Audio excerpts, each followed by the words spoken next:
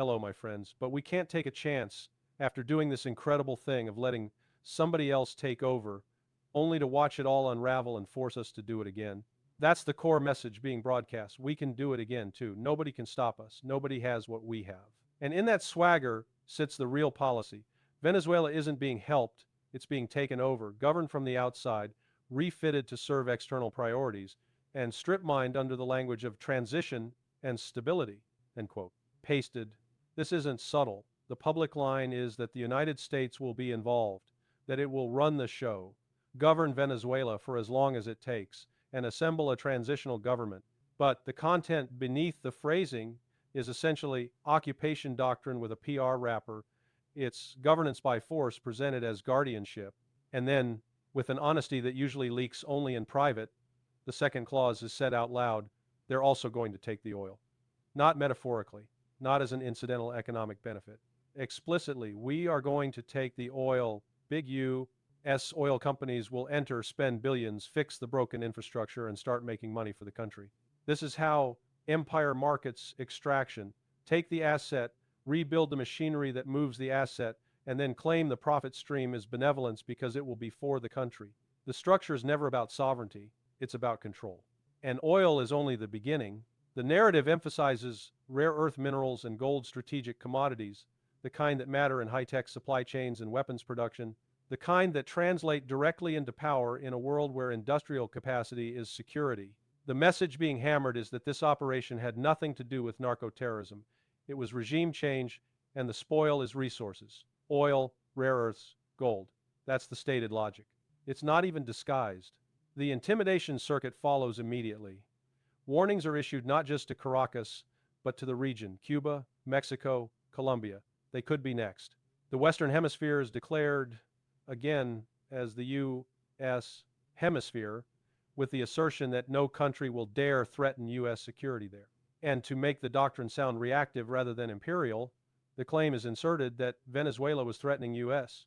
security in the hemisphere, an elastic phrase that can be stretched over any target. The point is not whether it's true. The point is that the definition of threat becomes whatever Washington needs it to be at the moment it wants to act. Then comes the great power layer, China and Russia. China is openly mocked, and the humiliation is the real payload. Chinese diplomats were in Venezuela, deals were signed, and then within hours the country's leader is on a plane to New York facing U.S. charges. That is the image being sold. Beijing's agreements and influence can be vaporized by American force in an afternoon, and the taunt is sharpened with a crude consolation. China won't be upset because it'll get some oil. That's not diplomacy, it's dominance language. It frames the United States as the allocator of outcomes. Even where rivals have invested heavily, Russia is treated as a foil for American grandeur. The war in Ukraine is dismissed as primitive, slow, grinding, everyone dying while it drags on. And the Venezuela operation is framed as the opposite. Precision, rehearsal, mastery, a feat never seen in the history of the world. The rhetorical contrast is designed to diminish Russia and elevate America, not a sober military comparison, but a messaging weapon. It's how superiority is performed. We are fast, you are crude, we are modern, you are primitive. We can do the impossible, you can only grind. The mythology is reinforced with cinematic detail. An exact replica of Maduro's house, built in the United States, staircase included, where special forces rehearsed the operation. Whether every detail is true is almost secondary. What matters is the psychological function. We can build your house, practice on it, and take you whenever we want. That message isn't aimed only at Caracas. It's aimed at every leader watching. And then something slips, an inconvenient admission about the opposition. The Western storyline has leaned on the idea that the real popular mandate belonged to opposition figures, that elections were stolen, that legitimacy was elsewhere, yet it stated that Majado has no support, no respect. If that claim is granted, it punctures the moral scaffolding. It suggests the opposition as democracy narrative is a tool, not a truth. So the conversation shifts into the mechanics of puppet selection. Perhaps the figurehead is Gonzalez with Machado as a subordinate. Perhaps continuity figures from inside the system are retained to keep the state functioning while external managers steer the transition. That's where Delcy Rodriguez enters the acting president, publicly calling for Maduro's return, publicly declaring loyalty, while reports suggest communication with Rubio. The contradiction is familiar to anyone who understands how transitions are engineered, public statements are for crowd control, private channels are for compliance. The suggestion is that Rodriguez may be kept in place to stabilize the immediate aftermath, even as Washington scripts the next phase. And the next phase, we're told, is being planned by key figures planning that apparently accelerates once the capture has already happened, which is its own indictment of how impulsively these operations are sometimes sold. Then comes the blunt enforcement mechanism, the threat of a second strike, devastating if officials or military forces cause trouble. Rise up, stay loyal, or block the transition. This is the real constitution of the new order, not the UN Charter, not international law. The deterrent is the credible promise of disproportionate violence. And alongside the stick is the implied carrot. Cooperate and you'll be taken care of. Families, safe passage, amnesty, access to the United States, money. That's how these packages are sold. Terror and bribery, calibrated to fracture loyalty networks and atomize resistance. In the immediate term, the argument is that a mass uprising is unlikely not because Venezuelans suddenly consent, but because the signal is overwhelming. Don't even think about it. Medium to long term, the expectation is unraveling because externally managed transitions rarely produce stability and because legitimacy cannot be manufactured indefinitely with coercion. But short-term fear works. Fear buys time. The CIA timeline being floated officers in Venezuela as early as August is treated as a joke. The claim is that intelligence presence has been there forever and that an operation of this complexity would have been prepared long before, possibly spanning administrations. Again, the point is not partisan, it's structural. State machinery plans ahead and presidents inherit options. The photo politics are another layer. A blindfolded Maduro image circulates. Some say AI, others say real. But the real value of the photo is not its authenticity, it's its message, domination and humiliation. Posting it publicly is a deliberate performance. We have him, we can display him, we control the narrative. Congratulations flow from the usual choir. A win for the world, a clear message to evil dictators. Then the resource undertone surfaces again, rare earths, lots of rare earths, because the empire always reveals itself through what it celebrates. Lindsey Graham's gleeful post is presented as the strategic roadmap in one breath. Tell China it will be hard to schedule another appointment with Maduro. Tell Beijing to stop propping up narco-terrorist dictators. Tell it to stop buying Russian oil. Tell it to reconsider Iran, then conclude that China has aligned with every bad actor and should pay a price. That is escalation doctrine written as moral sermon. The sequence implied is familiar. Iran next. Pressure on Russia through asymmetric measures. Then tighten the vice on China-Taiwan arms shipments, supply chain warfare, energy choke points.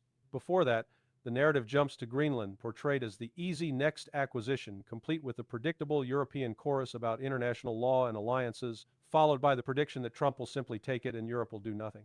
Greenland is framed as strategic logistics for the Arctic, a forward platform, a lever over Europe, a piece on the board that helps funnel Europeans toward confrontation with Russia while the United States positions itself to supply and direct. The media framing is noted as well. The Venezuela attack strengthens Trump against his real enemy, China, because it signals U.S. might and potentially secures vast reserves. That's the cleanest public version of the argument. The operation is a message to Beijing and a resource grab dressed as strategic necessity. Zelensky's reported comment, "Is this how dictators are treated?" Then the U.S. knows what to do next, is read as a grin at precedent. Not that the U.S. will necessarily go after him, but that the template has been publicly validated, decapitation as policy theater. Rubio's lines are the same brand. Maduro likes to play games and thinks nothing will happen. President Trump is not a game player. If you don't know, now you know. This is a street slogan made into foreign policy, and then the doctrinal statement arrives, the U.S. will dictate Venezuela's future. The U.S. now owns Venezuela. It will be run from outside. At that point, the legality debate enters, and it is devastating precisely because it is so simple. J.D. Vance argues the action isn't illegal because Maduro has indictments in the United States for narco-terrorism. You don't avoid justice because you live in a palace in Caracas. The counter is equally direct. If domestic charges are enough to justify invading another country and kidnapping its head of state, then any country can invent charges and do the same to anyone else. Legality, in any meaningful international sense, required extradition. Without that, this becomes legalized kidnapping campaigns. The absurdity is underlined with the specifics. Charges tied to gun possession under a 1934 U.S. firearm law in a country where guns are widely sold. So the empire kidnaps the leader of a sovereign nation and charges him with machine guns. Whether one hates or loves Maduro is irrelevant. The precedent is what matters. Sovereignty is conditional. Law is a prop. Then Europe's reaction is described as the predictable pageant of hypocrisy. A British leader waits for guidance from Washington before forming an opinion, an abdication of principle framed as prudence. Greece's leader calls Maduro brutal and repressive, welcomes the end of his regime, and says it's not the time to discuss legality, meaning, let's complete the takeover first, then we'll talk about rules. Macron signals support. EU leadership issues the standard statements about peaceful transition, democracy, restraint, and respect for the UN Charter, after the Charter has already been trampled by the act of kidnapping a head of state. And that's the trick. International law must be respected going forward after the deed is done. That's how the rules-based order functions in practice. Rules constrain others, rules are negotiable for the enforcer. The same script is repeated by other European figures. The election was rigged, legitimacy denied, intervention legally complex, and requiring careful consideration. But the goal is an orderly transition to an elected government. In other words, we endorse the outcome, we will launder the means later, and we will call it democracy once the new arrangement is installed. A journalist's warning cuts through. What happens when China runs a special operation to seize Taiwan's president, or Russia tries the same for Zelensky? What do we say? You can't do that, it's illegal. Exactly. It will be illegal when rivals do it, and triumphant when Washington does it. That's the double standard. That's the core of the system. Even the Munich Security Conference voice is used to illustrate the naivety. If the U.S. intervenes without a UN mandate, then the legal political argument against Russia's intervention in Ukraine loses value. The response implied is cynical. People still imagine the rules operate symmetrically when the entire premise has been asymmetry. Power writes the exception. Protests erupt in some places, counter-protests elsewhere, and then the clown world epilogue lands, memes about the EU condemning Russia for a U.S. invasion, jokes that countries without oil are lucky because resources now invite piracy, and the blunt branding from official accounts, President Trump is a man of action, don't play games, FAFO. They said that juvenile slogan, FAFO, isn't accidental. It's the condensed logic of the moment, compliance through fear, legitimacy through force, profit through control. The operation is being sold not primarily as a Venezuelan event, but as a global precedent. It says to every government, if you are labeled a dictator, if you align with the wrong patrons, if you sit on resources we want, and if we decide the time is right, then the rules will be whatever we say they are, and the outcome will be presented as morality. This is not a return to law. It is the normalization of seizure of leaders, of states, of assets wrapped in the language of democracy and justice. And once that becomes normal, the world doesn't get safer. It gets more predatory, because when the strongest actor announces that indictments can justify invasions, it teaches every other actor the lesson. Law is theater, and what matters is capability. That is the real transition underway, not merely in Caracas, but in the international system itself. Once the capture is done, Washington immediately moves to define the rules retroactively. That's why you see the indictments elevated into a moral shield. The claim is simple. Maduro has U.S. indictments. Therefore, it isn't illegal to seize him. But that logic is a poison pill for the entire international system. If domestic indictments are enough to justify invading a foreign country and abducting its head of state, then every state on earth has a ready-made template for kidnapping campaigns. Invent charges, announce indictments, launch a special operation and claim legality after the fact. Extradition exists precisely to prevent that, because without extradition, what you have is not law, it's unilateral force wearing a robe, pasted, and the charges being floated make the situation even more absurd. We're told this revolves in part around weapons possession, machine guns, framed against an old U.S. firearm statute, while the United States remains a society where firearms are commonplace, sold openly, normalized culturally and commercially. So the empire kidnaps a foreign president and then charges him with gun possession. Whatever anyone thinks of Maduro personally, the precedent is staggering. Sovereignty collapses into a procedural inconvenience, and the rules-based order becomes what the strongest actor can enforce at a given moment. This is where the rhetoric hardens. The messaging isn't just "we did it," it's "don't even think about resisting." The threat of a second strike, described explicitly as devastating, isn't background noise. It's the operating constitution of the transition. It tells every ministry, every general, every faction, every police commander. Compliance buys you safety, resistance buys you annihilation. And paired with that stick will be the predictable carrot amnesty, safe passage, visas, money, protection for families, access to a future in the United States. That's how these transitions are managed. Fracture loyalties, purchase gatekeepers, terrify holdouts, then present the resulting quiet as stability. And created 7 times ere of this ends, pasted at the political level inside Venezuela, the contradiction is already visible. Western messaging spent months selling the idea that the opposition was the true popular will, Machado and Gonzalez as the democratic alternative whose victory was stolen. Yet the admission comes out. Machado has no support and no respect.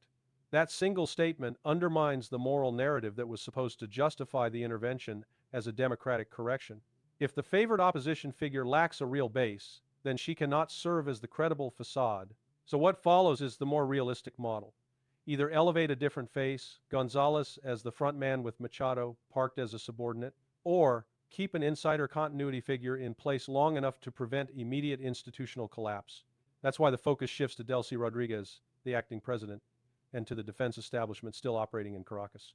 Publicly, she calls for Maduro's return and declares loyalty because publicly she must keep the system calm and prevent panic or splintering. But privately, channels open with Washington because that's how survival is negotiated in moments like this. The loud public loyalty can be a performance, a way to avoid immediate retaliation from remaining loyalists, while the real deal is being assembled elsewhere. What matters is not the slogans. It's who controls the levers of administration, the security forces, the treasury, and the ability to keep the state functioning while the external power scripts the transition. And pasted, then comes the geopolitics and the mockery, because this operation is being sold as a message to rivals as much as an action against Caracas.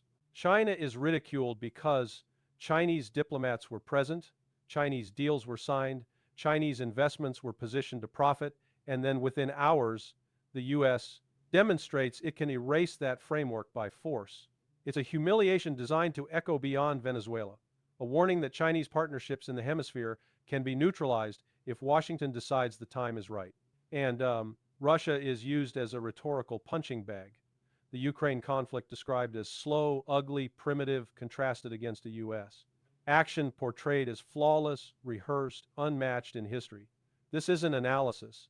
It's narrative warfare, branding American capability as omnipotent and Russian military reality as clumsy and archaic. Pasted. The resource subtext is never far from the surface. Oil, rare earths, gold. That is what makes the entire thing so revealing. It doesn't even try hard to pretend this is only about justice or democracy. The fix the infrastructure line functions like a moral solvent. It dissolves the theft into rebuilding, recasts extraction as investment, and frames the profit stream as benevolence, making money for the country while the controlling stake, the management, the contracts, and the strategic leverage sit outside Venezuelan hands. That is how modern resource control is normalized. The seizure is framed as rescue, the profits are framed as development, and the loss of sovereignty is framed as temporary guardianship. And then you watch Europe because Europe tells you what the so-called rules are worth when Washington moves. The performance is immediate and predictable. A European leader says it's not the time to discuss legality. Another says the legal assessment is complex and requires careful consideration. EU officials issue statements about a peaceful and democratic transition, urge restraint, invoke the UN Charter, and emphasize the safety of citizens, all after the single act that makes a mockery of the Charter has already happened. The abduction of a sovereign leader without a UN mandate or any credible international legal process. The trick is always the same. International law is invoked after the preferred outcome is underway. The violation is treated as an awkward detail, and the principles are reintroduced only when they can help consolidate the new order. Pasted. This is why the rhetorical question matters. What happens if China runs a special operation to seize Taiwan's president? What happens if Russia tries to do the same with Zelensky? The answer is obvious. The West would howl about sovereignty, condemn it as illegal, escalate sanctions, arm proxies, and invoke the sacredness of the rules-based order. The principle is not universal, it is conditional. It applies to adversaries, not to the enforcer. That double standard isn't a mistake. It is the operating logic of the system. So the real transition here is not merely Venezuelan. The real transition is global. toward a world where abduction and seizure are openly branded as policy tools, justified by domestic paperwork, wrapped in democracy slogans, and tolerated, sometimes applauded by governments that claim to represent international law. Once that threshold is crossed, the system becomes more predatory, not more stable. Because if indictments can legalize invasions, then law becomes a weapon of convenience, and sovereignty becomes something you possess only until a stronger power decides you do not. And that is the final point that people keep dodging because it's uncomfortable. A rules-based order that works only when the United States chooses to obey, it is not an order, it is a hierarchy. It is power dressed as principle.